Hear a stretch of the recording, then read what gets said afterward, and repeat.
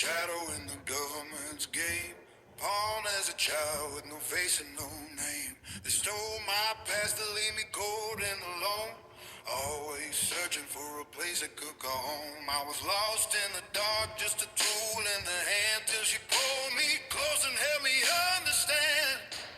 Now the fire inside is starting to rise. I can see the truth through 1,000 lies. Now I tear through the veil, leave holes in the sky. I can read every thought in the blink of an eye.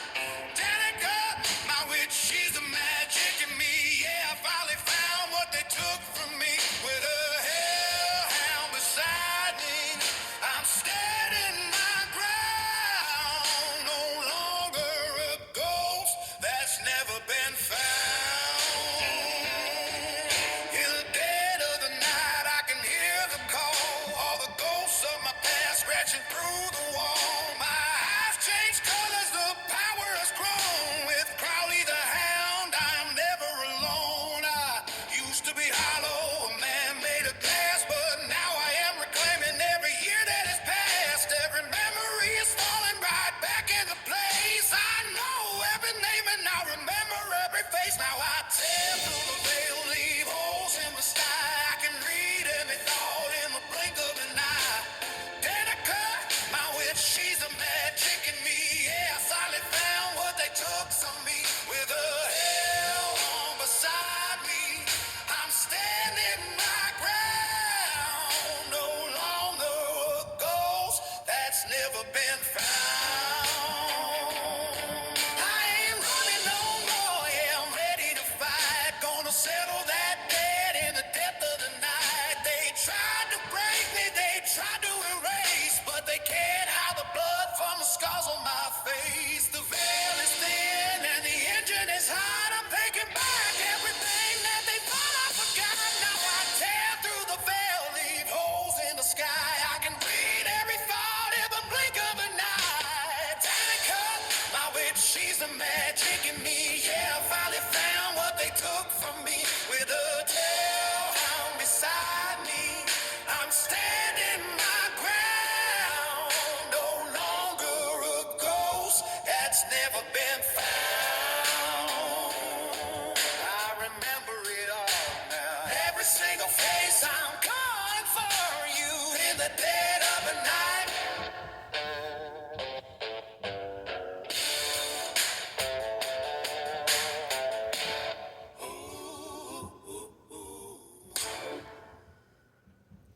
Hello, everybody. My name's Henry.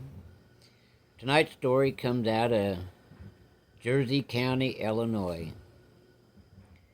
This is way back out in the boonies, out in the sticks as they call it.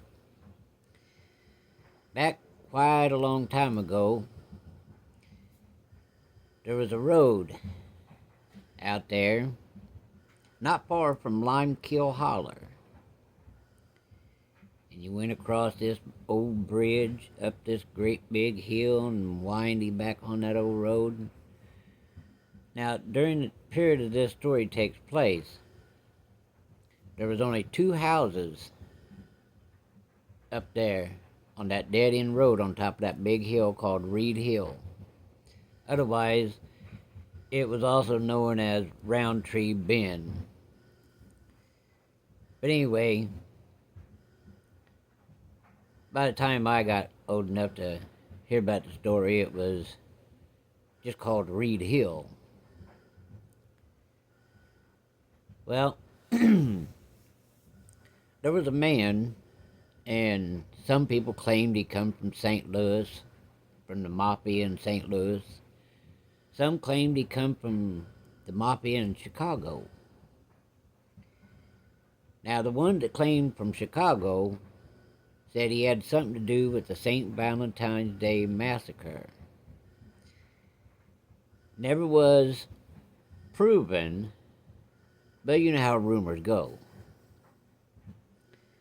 Well, anyway, this guy come out of nowhere. I mean, it was just speculation. There was never no proof where he come from. Mysteriously, he paid cash money for about 700 and some odd acres, give or take. Now, the census lists him as a farmer. Joe never farmed a day in his life. He had an old tractor, you'd see him up there brush hogging. But I'll tell you something, and the fence is still there. There's a double fence. If you're up there, it'd be on the southeast corners. Along the property line there's a double fence. Now, I'm going to tell you why there was a double fence in a minute here, but I'm going to explain to you about this double fence. There was a fence, and then just a driving path, and then another fence. Now, out there in the holler, people either loved him or they hated him.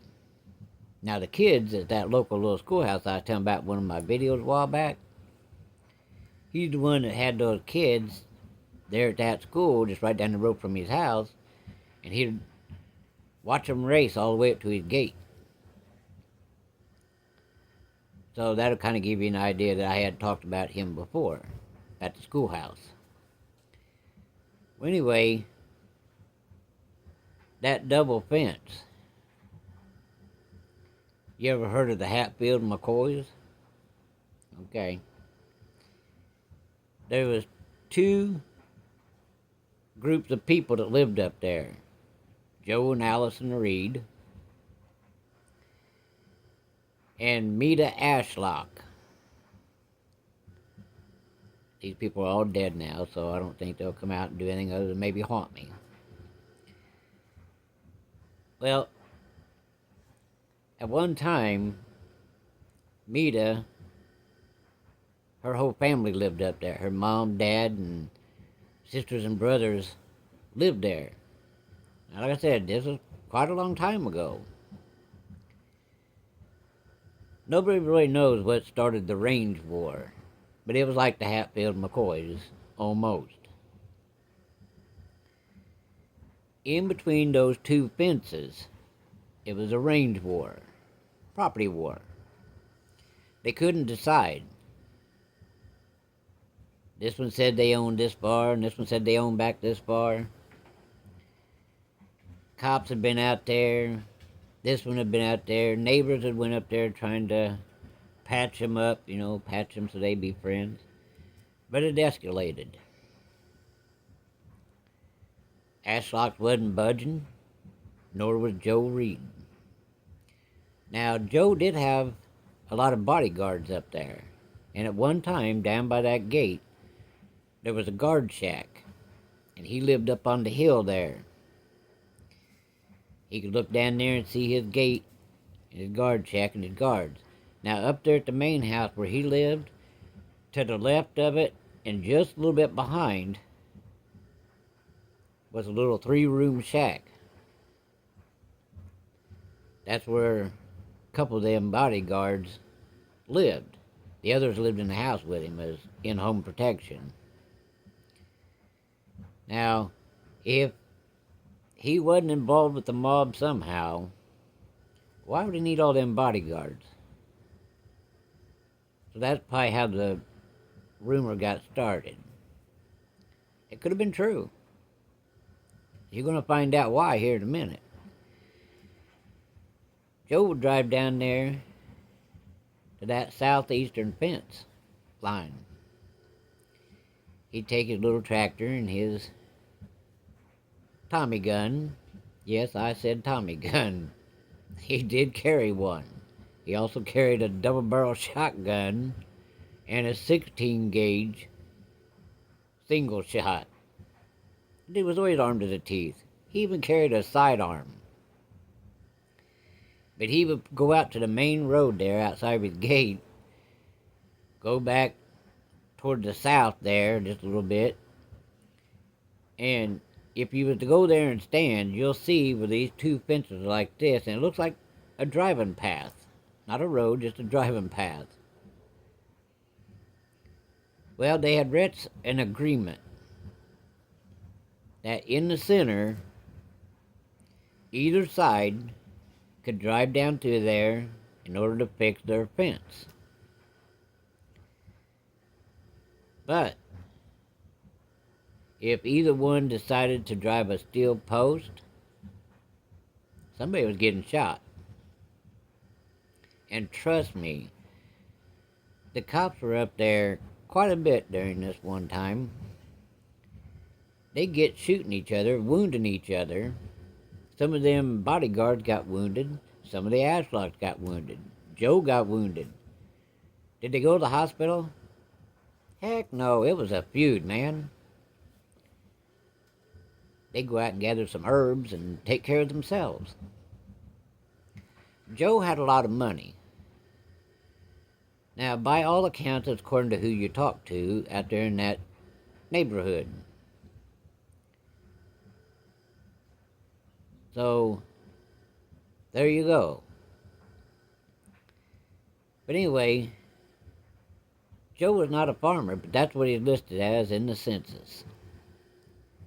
Under Joseph Reed.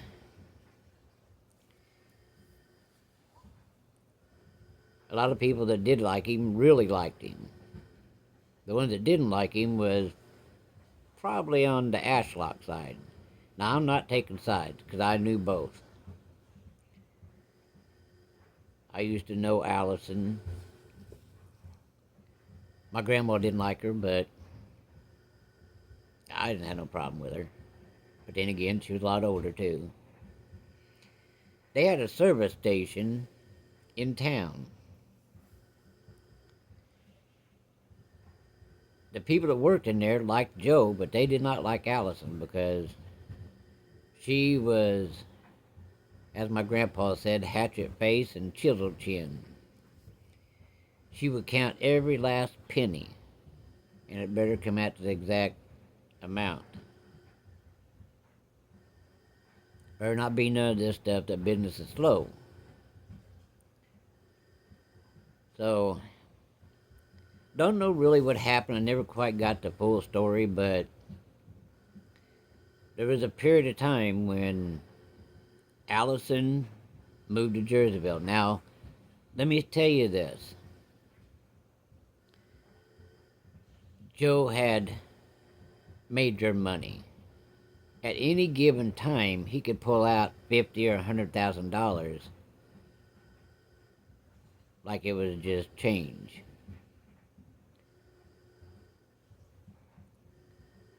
And when he would go to town, the bodyguards would drive, and he'd be either in the back seat or on the passenger seat or in the center. But he always had bodyguards. Well, she had left him.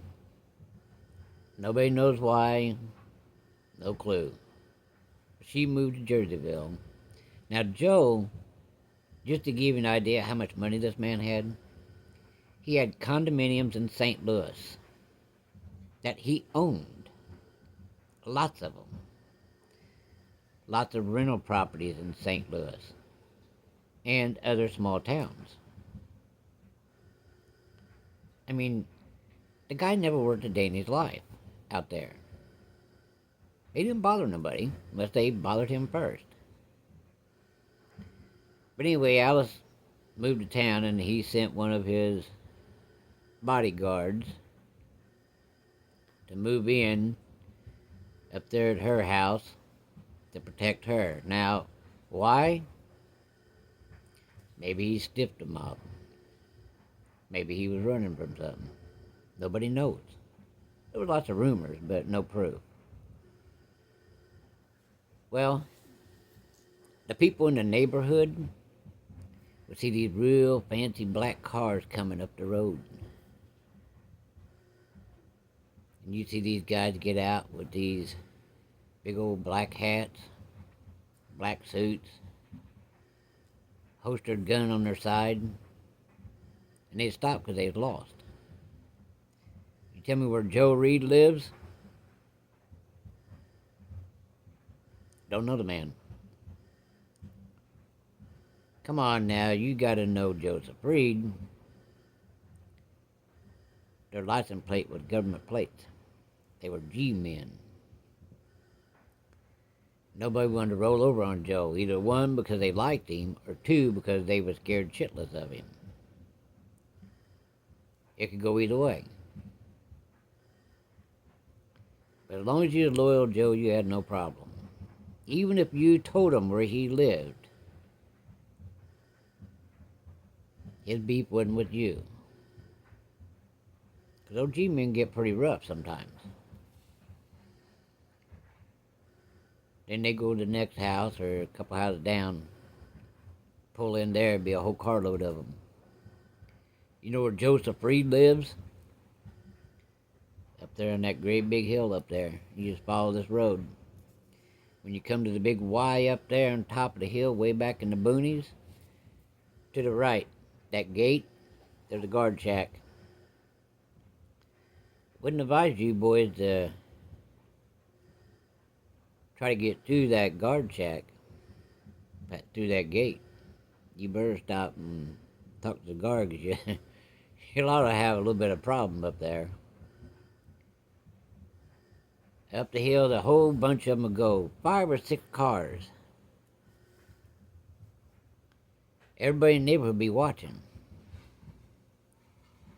You never see them cars come back. This neighbor would ask that neighbor, and it'd go all around the neighborhood. Hey, did you see where the hell them G-men went? No. They didn't come out our way. Well, they didn't come out our way either. I wonder where the hell they went. Every so often, Joe, he'd stop at one of the neighbors, and they'd be like, "Hey, Joe, there was several G-men government cars headed up there to your place." He'd just kind of smile, and he'd be like, "Well, they still up there." "What do you mean they're still up there?" "Oh, they're still up there. They'd be around for a while." Everybody knew what that meant. It meant they was probably gotten rid of up there. They come up there and got into a shootout and lost, and knowing Joe, he probably took that old D9 cat, dug a big hole, big long trench, put them cars with them bodies inside there, and then covered them up. No shit. I mean, this didn't happen just one time. I mean, it was like a monthly event.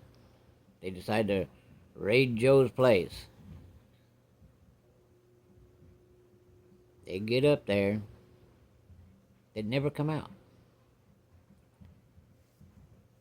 Well, this was like the 1950s, 1960s. Well, nobody knows exactly what happened, but just overnight, the bodyguards started dwindling down.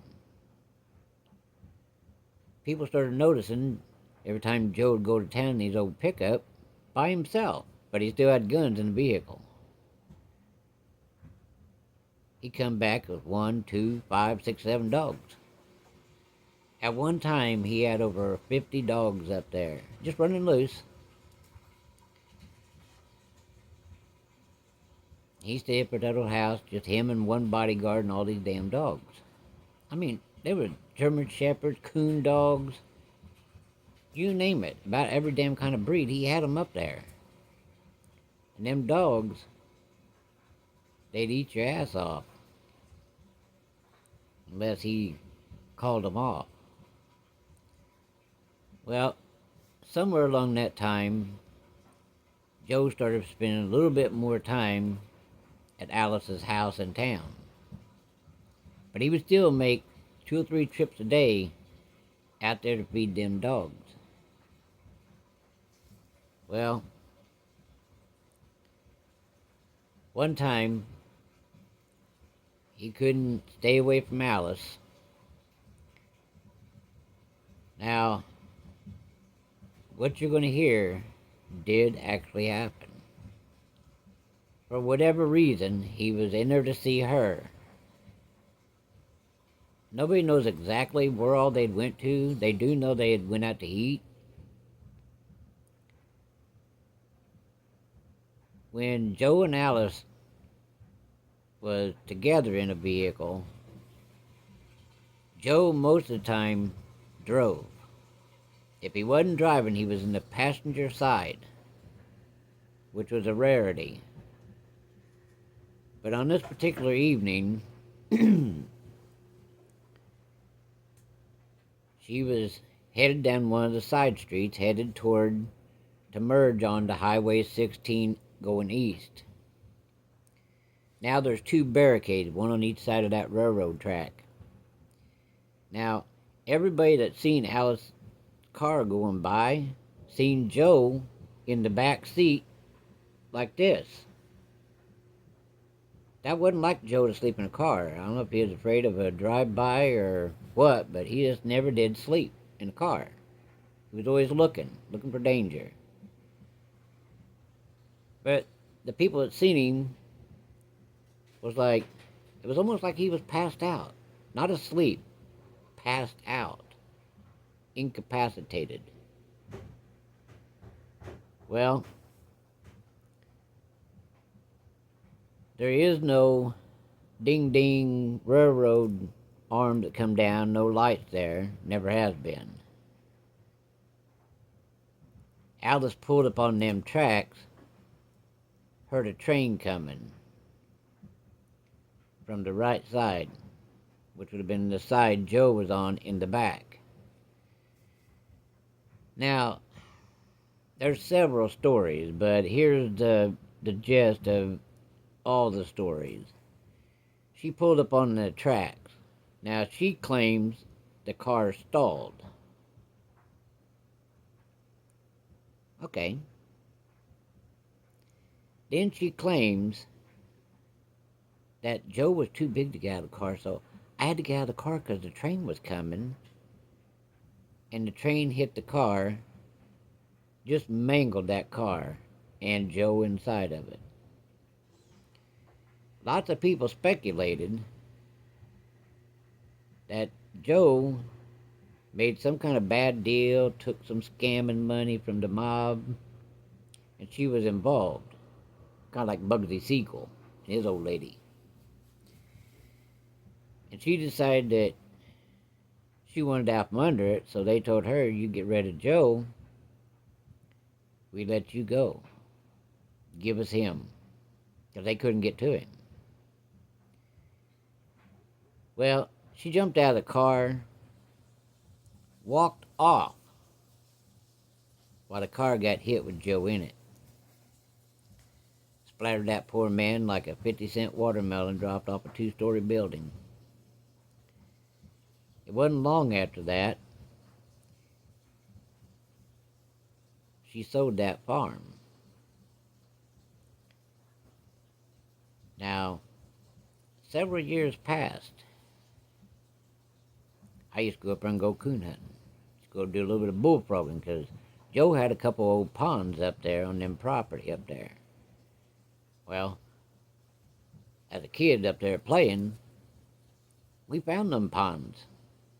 Man, there's a big-ass bullfrog in there. You ever eat bullfrogs? Dude, if you can handle them things, them legs kicking while you're cooking them, hey, that's some good stuff right there. Watch them legs just a-kicking. Oh, man, they're good. I mean, there's some big bullfrogs in there. Be up there at nighttime bullfrogging or in the winter coon hunting, but mainly during the summer months when it was hotter than hell out, be up there bullfrogging, me and a couple buddies, and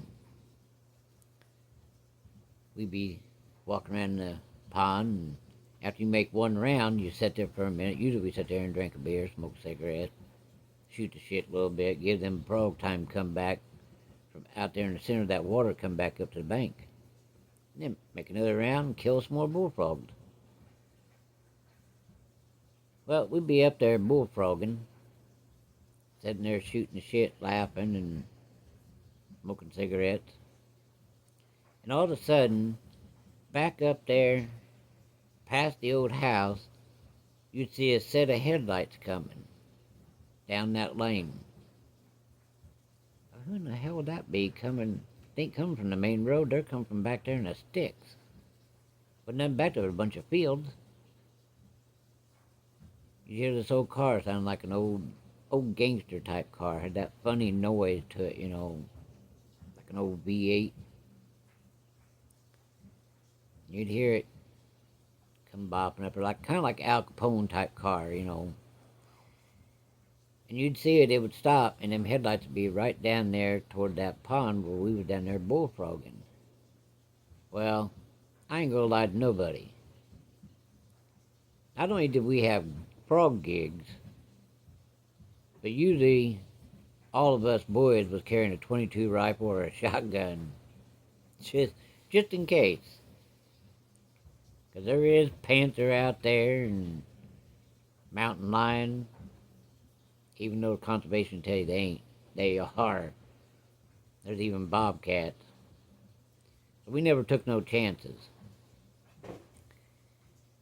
Well, when that car stopped and shined its lights on us, we dropped the frog gigs, grabbed guns, wondering who the hell is that crazy son of a bitch. We'd go around the pond toward that car and walk up there, and we'd get up, crest that little hill there where that brush is. You had to go around the brush to see the road.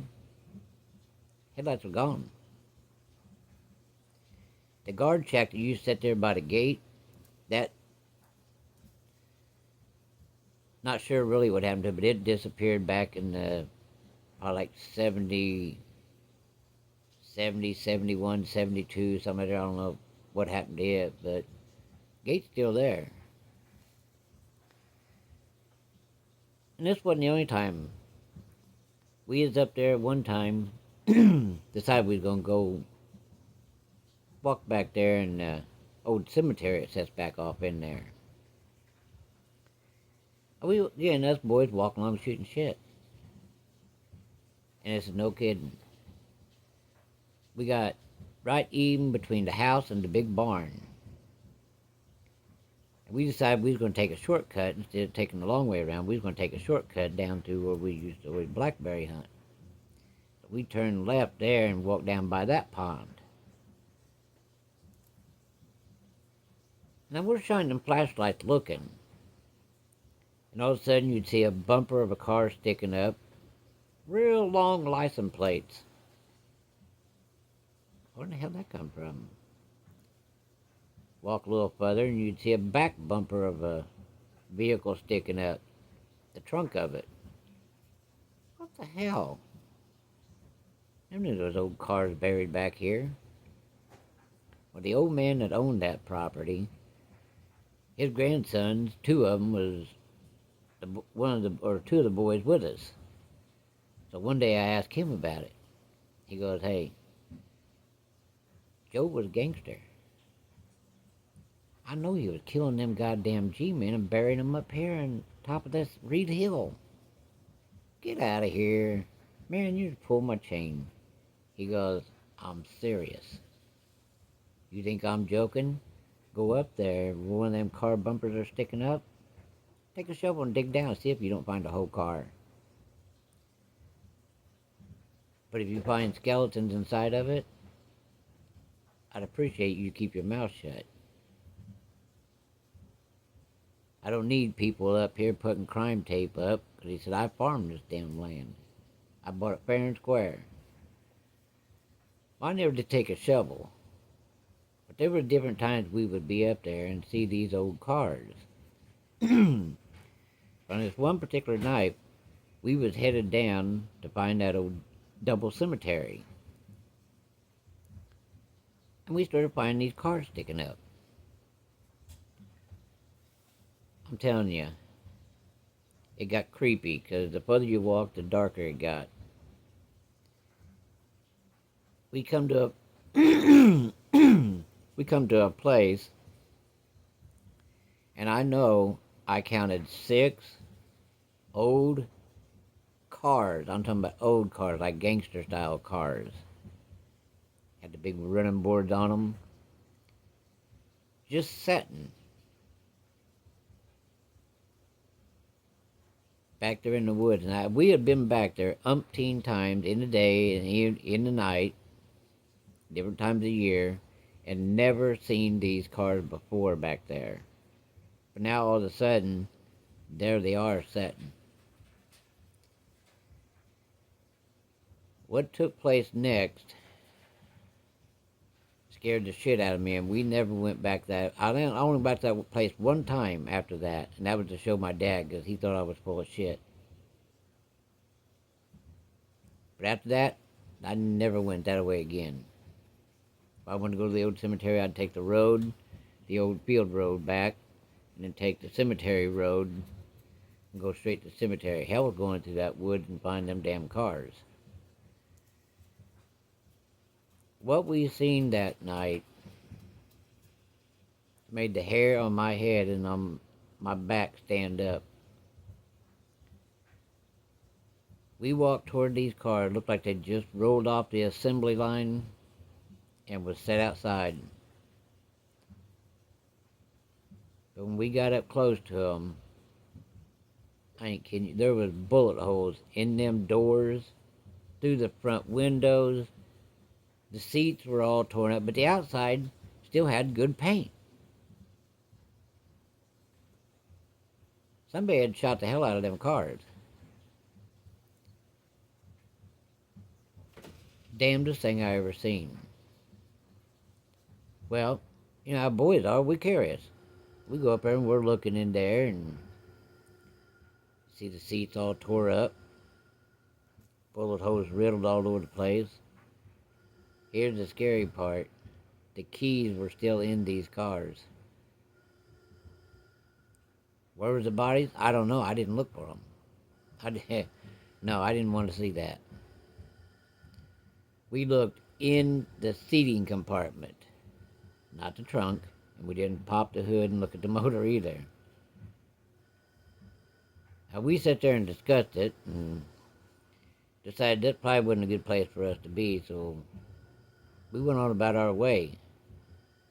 But when we turned around and looked, these cars wasn't there no more. They were actually driving up through the pasture toward the old house. Us boys took off running. Now, we should have been going from the direction we came, but no. We were so scared we kept running back toward that cemetery. On past that, the only thing is, it was the killing fields where the dog men pile up bones, and go on back off on the hill there, down into the Roundtree Bottoms, you got Macoupin Creek. There could be some pretty deep places and pretty shallow places. But we ran until we hit that creek. We didn't even stop at the cemeteries. We went right between them and kept on going. We got down at the creek. We was all panting like a bunch of dogs. We decided hell with that noise. We'd had enough of ghosts that night. So we took Macoupin down through the Roundtree Bottoms and hit Lick Creek. I know you're going to be wondering, Lick Creek. That's what they changed the name to. It used to be back from the 1800s all the way up to a certain point. After the Civil War, they changed the name. Now, you can look this up. I'm not saying this to be a smart ass or, anything like that. It was called Nigger Lick Creek. But then they changed it to Lick Creek. We hit that and followed that road all the way to the bridge. And then took that road and went to one of the neighbors' house, and all of us got a ride home. For a couple of days, we all kept our mouths shut. Well, you ever see a kid that's done something and he's just sitting there and he's like wondering what he should do, and all of a sudden parents notice? And my dad noticed, and he goes, "What the hell's wrong with you?"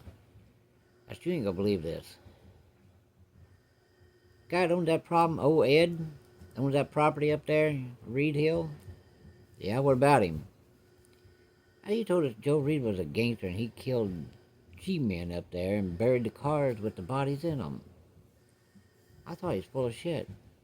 My dad goes, I knew Joe. He was. He did do that. So he wasn't shitting. Dad goes, no, he wasn't. He said, I worked for him as a kid. Son of a bitch. He goes, what'd you see? I said, we seen cars sticking up out of the ground, and as the further way we went back in there, we took the long way around past the old pond that was the old West Pond. He goes, yeah. I said, well, there was 5 or 6 cars sitting there near a clearing in the brush. I said, they looked like fairly new looking cars, but they were old time cars, like gangster type cars.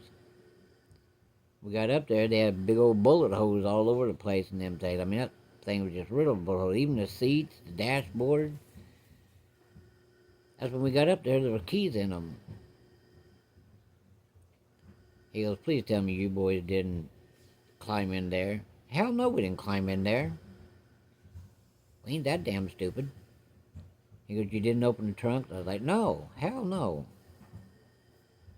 And finally, after sitting there for a few minutes, we was headed on down toward that double cemetery.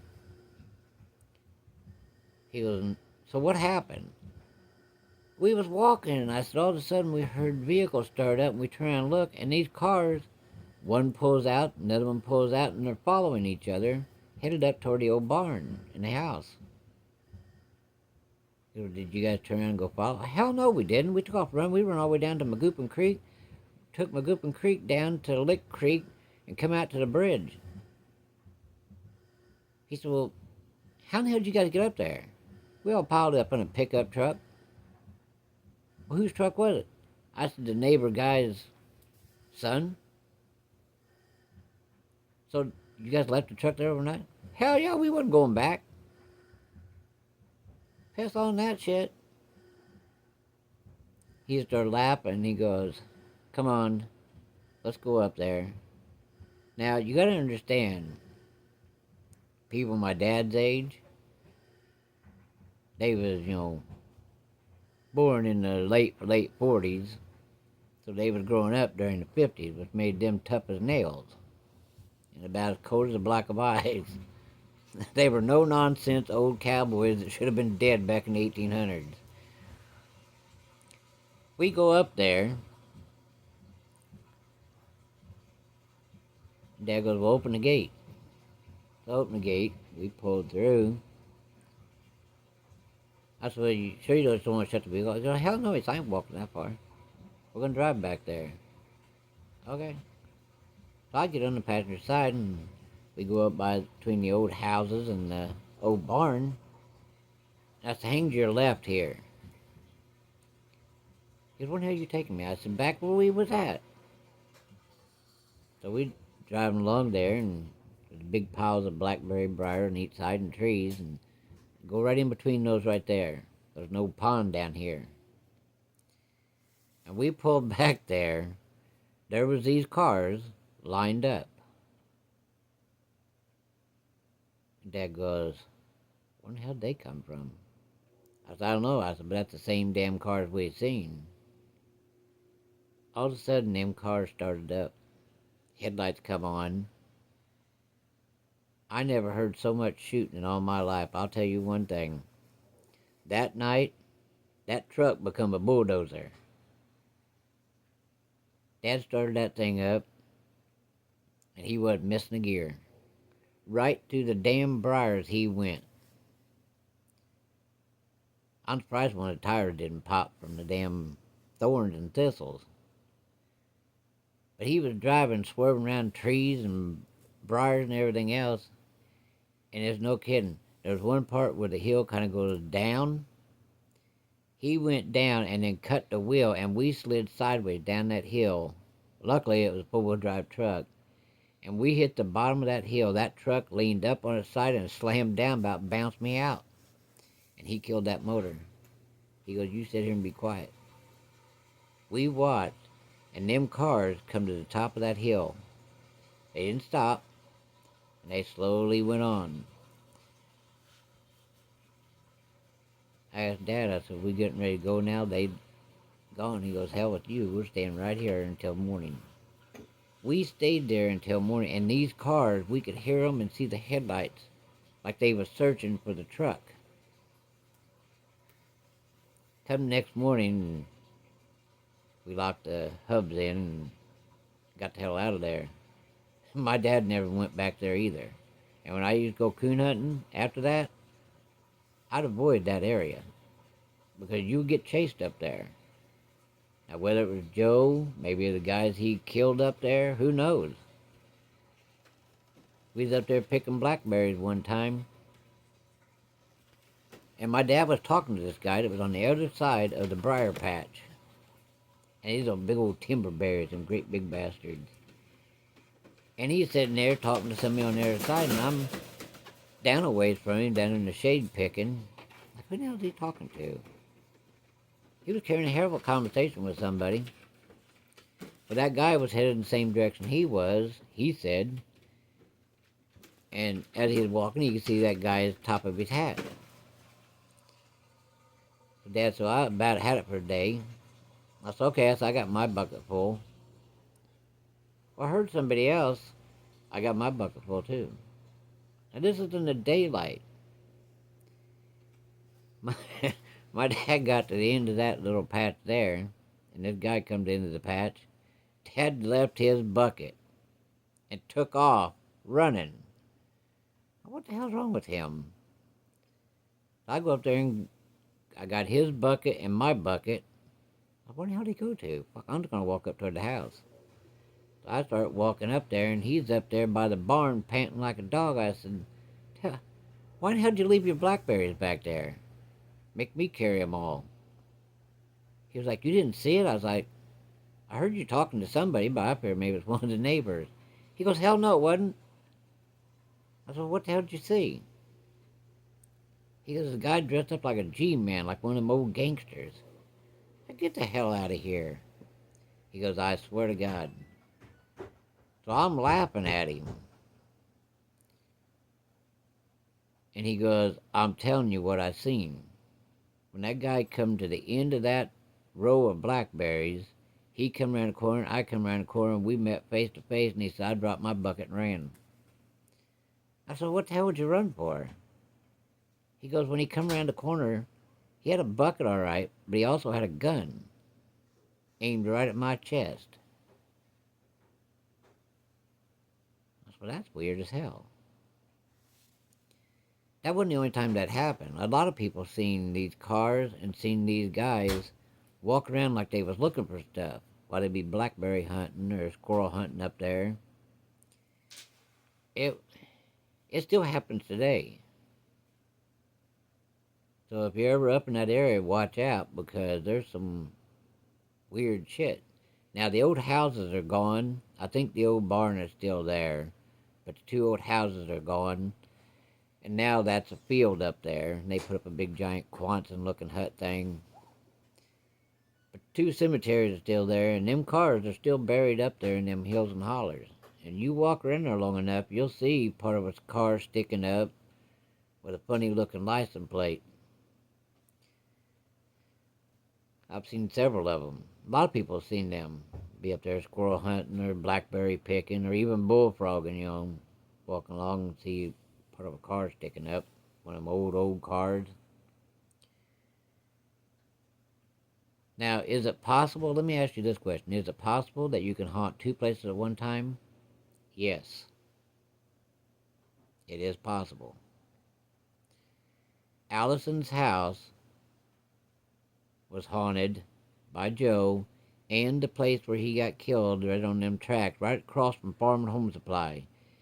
If you're standing in the Farm and Home Supply, look at the tracks. You'll see two barricades on each side of the tracks, and the road goes across there. That's why those barricades are there, because that's where Joe got killed. He haunts the place where he was killed. Him, the G-men, and the bodyguards haunt the old home place up there. He also haunts along that road with that car. So if you ever figure out where this place is, you go up there, take your roll of toilet paper, and have you on some good track shoes. You're going to need it. Because I'm telling you, that road, from the time you leave the bridge and go up that big hill and you start winding that road puts off a weird-ass vibe. I've taken a lot of people up there, and they all tell me the same thing. This road just gives me the friggin' creeps. People have seen these old cars driving down that road, and then they just fade into nothing. Sometimes you're up there and there's gates on each side of the road there. The ones on the right side are locked. And them are old logging roads. And some of them roads was there when Joe was alive up there. Sometimes you'll see them cars sitting there in the pasture, right against the gate, still running. Like they're waiting for something to pass by, that they're going to ambush. So, I wouldn't advise going there without permission, though, because they don't appreciate trespassers. But if you ever get up that way, and just that road is public, so don't let nobody kid you. That road is public. It ain't until you step over there to cross the fence when you could get in trouble without permission, because it is posted no trespassing. But just be aware that yes, a person can haunt more than one place. Because when you're a spirit, it's like mercury. You ever try to pick up mercury? It'll split off in several different pieces. The human spirit can do the same thing. That's a true fact. So you can haunt multiple places at one time. And Joe does. Joe is proof of that to me, that you can haunt several places at one time. Because he does. But I'll tell you what, though.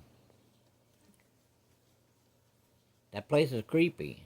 I mean, it's strange in the daytime up there. But at nighttime, dude, it takes on a whole new ambiance.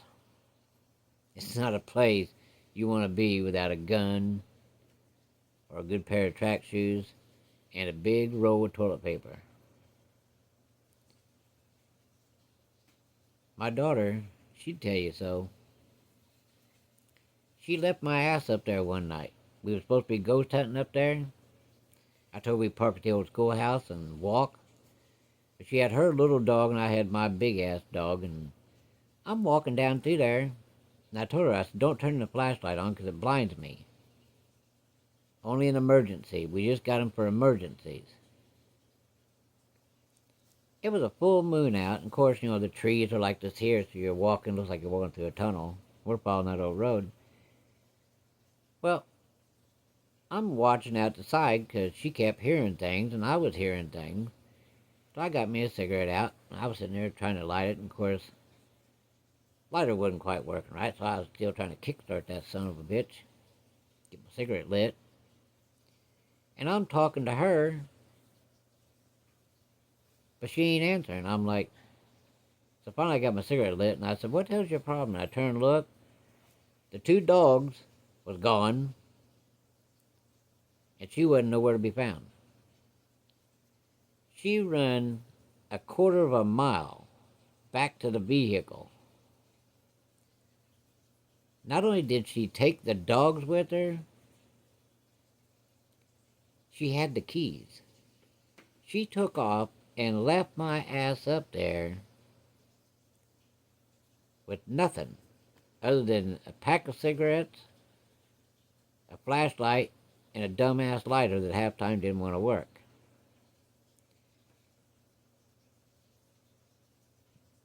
Now, I kept hearing things on each side of me in them woods. I turned around and started heading back to the old schoolhouse, because that's where I thought she'd be. When I got back there, she was done gone. Pissed me off to no ends. I was like, I'm going to strangle her. My own child, I'm going to strangle her. I'm sitting there at the schoolhouse. I'm hearing all this noises all around me, and it's pitch black right there where I'm at. All of a sudden, I hear a vehicle climbing that big hill. I was like, I hope that's her and not some idiot coming back there going to take a pop shot. Oh, it was her, all right. She come up there, and I'm sitting there smoking my cigarette, looking at her, thinking, wait till you roll that window down, girl. She got up there, got the vehicle stopped, and she goes, you probably thought I left you, didn't you? I said, I've been up here for quite a while sitting. Yes, you did. She goes, didn't you see those people on each side of the road? I was like, no, and you sure in hell didn't tell me either. I was trying to light a damn cigarette. She goes, there was people standing on each side of the road following, pacing us. I said, you couldn't have said something? No, you left me up there, asshole. I said, I hope the hell you took the 2 dogs. She goes, yeah, they're in the back seat. I said, you took both dogs and left me up here.